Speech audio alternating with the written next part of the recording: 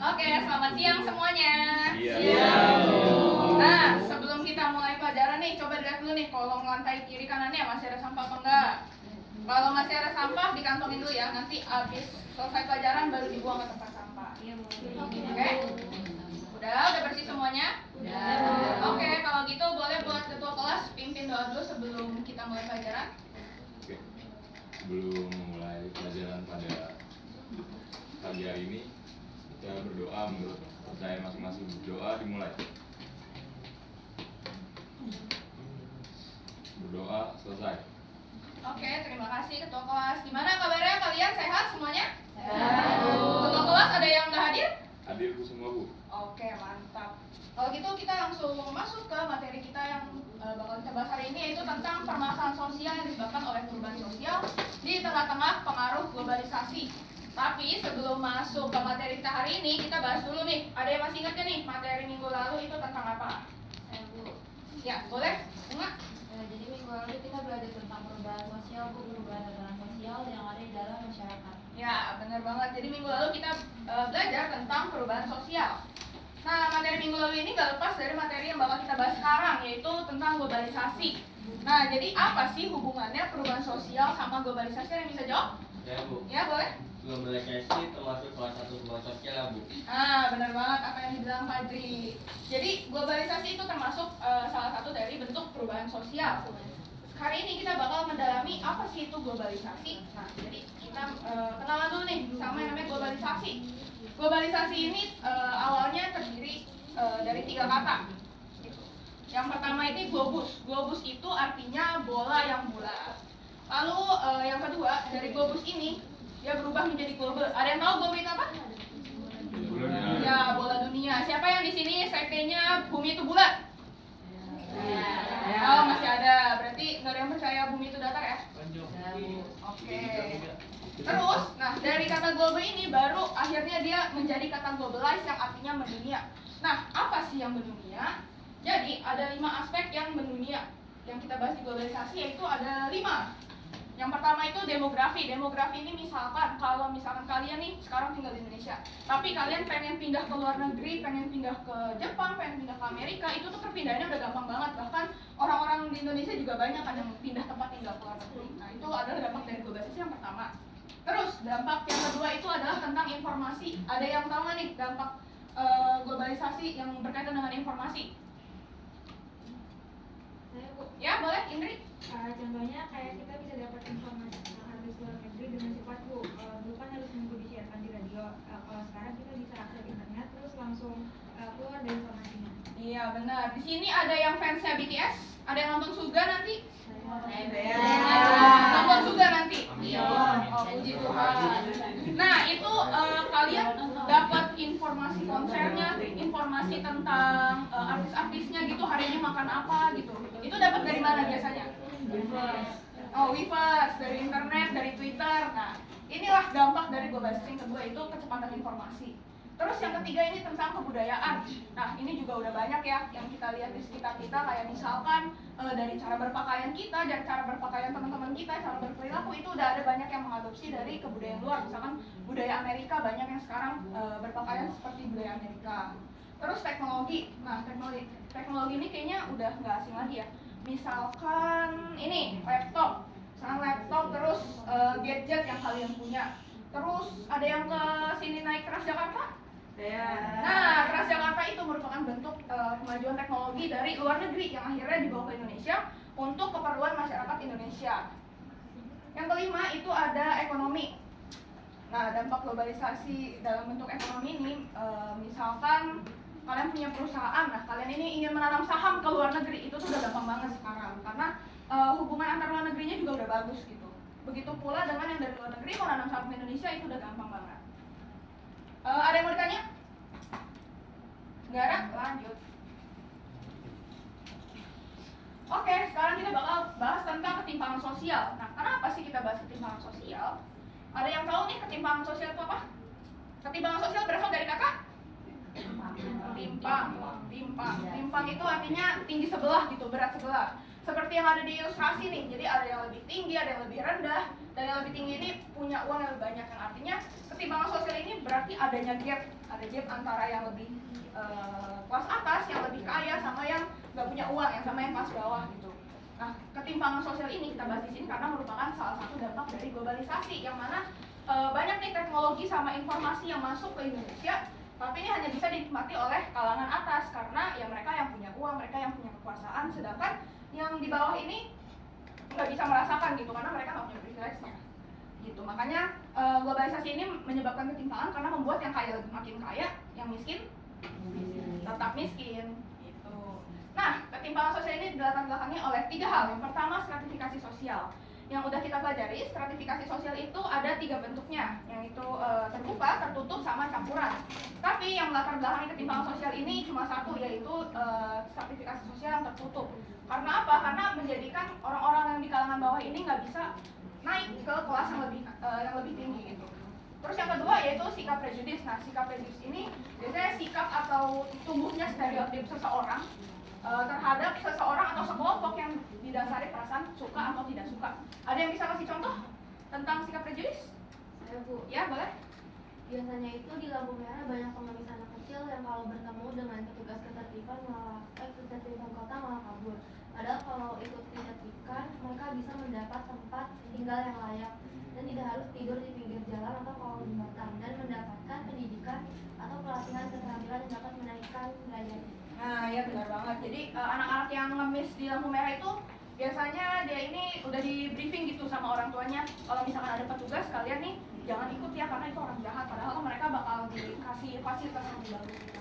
Atau yang lainnya yang tidak berkaitan dengan ketimpangan sosial, misalkan ada yang berpikiran nih kalau misalkan orang yang keturunan Tionghoa itu pelit. Nah itu padahal kan nggak selalu ya, pelit nggak emang? Enggak ya? Enggak. Nah itu salah itu. Terus yang ketiga tentang diskriminasi. Biasanya diskriminasi ini berkaitan sama hasil pembangunan. Jadi hasil pembangunan ini cuma bisa dirasakan oleh orang-orang kalangan atas. Sehingga apa? Sehingga memicu konflik. Karena orang-orang kalangan bawahnya ini nggak terima gitu. Kok saya nggak dapat hasil pembangunan gitu. Dan akhirnya bakal memicu demonstrasi, aksi, bahkan sampai pergolakan daerah. Paham semuanya? Paham Bu. Oke. Jangan lupa dicatat ya karena nanti bisa jadi muncul di ulangan. Oke Bu. Lalu kita belajar tentang akibat dari ketimpangan sosial.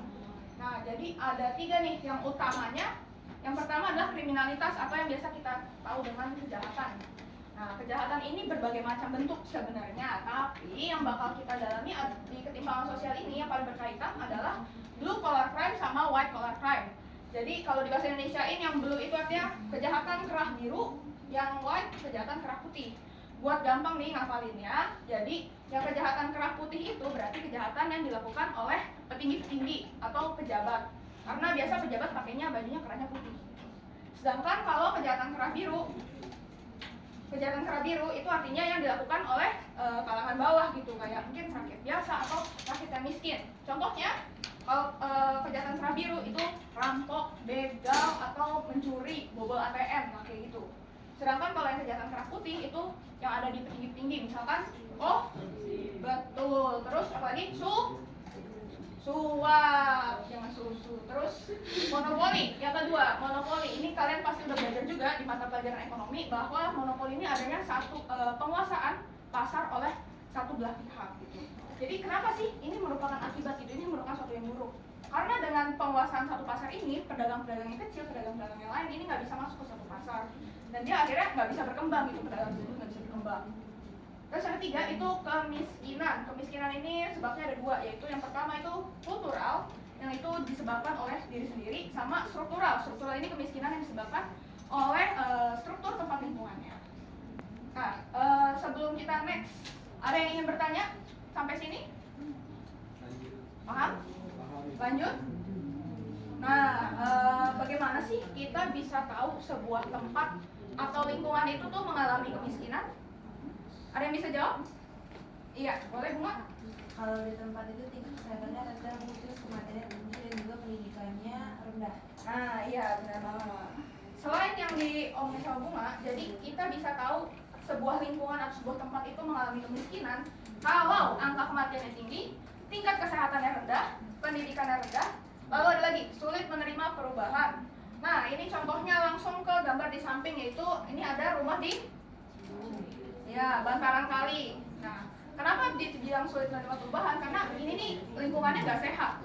Dan pemerintah nih udah sempat ngasih rusun gitu, kayak kalian pindah aja nih ke rusun dengan gratis disediakan pemerintah. Tapi mereka malah milih buat tinggal di sini. Sama yang terakhir adalah mata pencaharian di tempat tersebut rendah karena teknologinya yang rendah. Lanjut. Nah, selanjutnya ibu bakal kasih tugas kelompok. Sebelum masuk ke tugas kelompok, apakah yang tadi ada yang mau tanya? 1, 2, 3. Oke, tidak ada. Jadi, ibu bagi kelompok ya. Sebelah sini kelompok 1. Betul. Sebelah sini kelompok 2. Betul. Jadi, kalian harus cari upaya mengatasi masalah sosial berikut. Ada yang tahu ini gambar apa? Betul. Siapa yang jawab? Keren. Terus yang ini? Ini gambar ketimpangan. Karena ini ada gedung-gedung gede tuh, bawahnya kan kumuh gitu. Jadi ibu kasih waktu 2 menit aja ya buat mencari upaya mengatasi masalah sosial, ketimpangan, sama kemiskinan. Yang ini ketimpangan, yang ini kemiskinan. Oke? Silakan. Boleh dibuka HP-nya?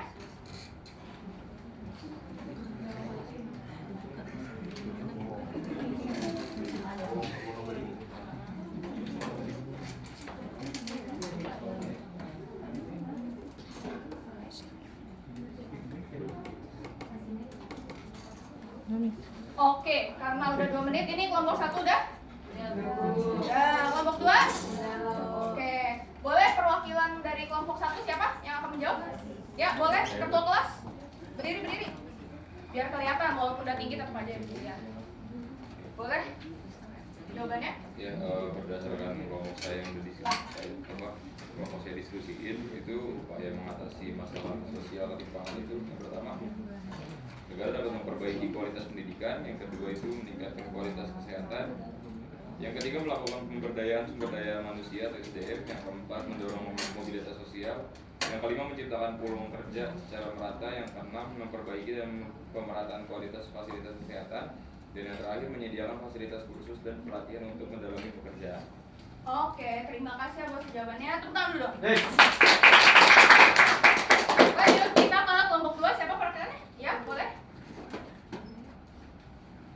Jadi hasil dari diskusi kelompok 2, upaya pengentasan kemiskinan yang dilakukan pemerintah itu antara lain, pertama, mengurangi beban pengeluaran rakyat miskin melalui subsidi seperti peluncuran program Keluarga Harapan dan Kartu Indonesia Pintar. Lalu kedua, melakukan perluasan program kredit usaha rakyat. Yang ketiga, mendukung dan mendorong peningkatan produktivitas kelompok miskin melalui pemberdayaan UMKM. Oke, beri tepuk tangan untuk kelompok 2. Nah, karena diskusi kelompoknya juga udah kalian selesaikan, selanjutnya untuk peregangan ibu akan kasih kalian kuis. Siapa yang suka main kuis di sini? Oke, boleh dibuka kuisisnya, kuisis.com. Ada tuh juga? Nggak ada. Oke.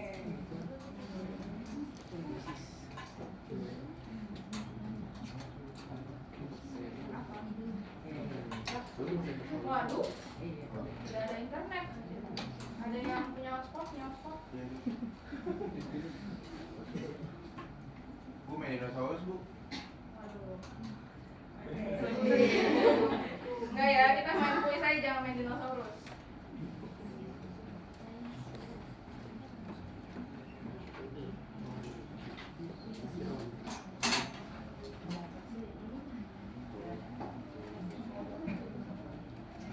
Oke, boleh dibuka joinmyquiz.com sama masukkan kodenya. Ibu hitung sampai 100. Oh, kebanyakan ya. Jadi 10 aja. 1, 2, 3, 4, 5, 6, 7. Iya. Sorry. 50974.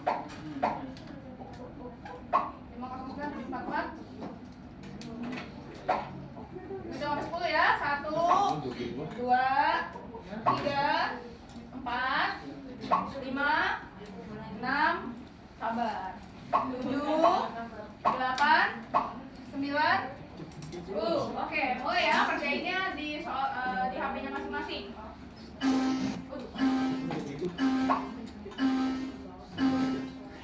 Yuk. Selamat mengerjakan.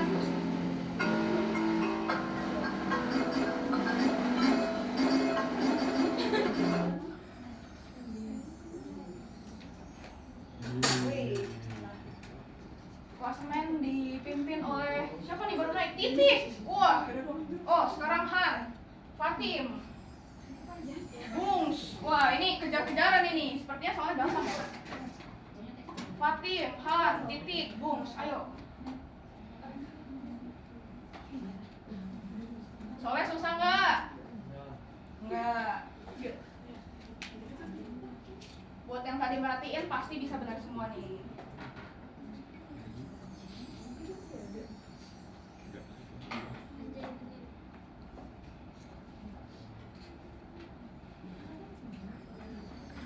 Ayo 1 menit lagi kita tutup ya. Wah, ini masih dipimpin oleh Fatim nih. Ada bisa ngajak Fatim nggak? Waduh, wah Anins, waduh. Fatim jangan mau kalah Fatim. Waduh, wah Anins nih udah 7 soal 7-7-nya benar. Pasti dia merhatiin banget. Ini udah semua ya? Oke, ini wah udah semua nih. Wawan kamu belum selesai Wawan? Oke, kita akhiri ya. Iya nih. Oke, jadi siapa yang pemenangnya? Jeng. Amin. Keren ya. Anak-anak ini dari tadi perhatiin nih. Selain itu dia juga cermat. Oke deh, karena kuis kita juga sudah dilalui. Ada pertanyaan mengenai soal kuisnya tadi? Nggak ada ya, karena udah ibu lihat juga banyak yang benar nih. Oke, kita masuk ke terakhir. Karena udah nggak ada pertanyaan, ada yang bisa menyimpulkan, bantu ibu menyimpulkan hari ini materinya tentang apa? Ya, boleh. Jadi ada kita belajar tentang globalisasi, yaitu proses dunia dari berbagai aspek. Contohnya kayak ekonomi, informasi, teknologi, dan globalisasi ini menyebabkan permasalahan sosial, contohnya seperti adanya permasalahan sosial. Iya, betul banget. Terima kasih ya, Indri. Dan sekiranya udah nggak ada pertanyaan nih, kalian jangan lupa untuk mempelajari materi minggu depan. Karena walaupun tadi kita udah bahas sedikit nih tentang ketimpangan sosial, tapi minggu depan bakal kita dalemin tentang ketimpangan sosial. Jadi buat kalian yang mau aktif, jangan lupa buat baca-baca dulu materinya.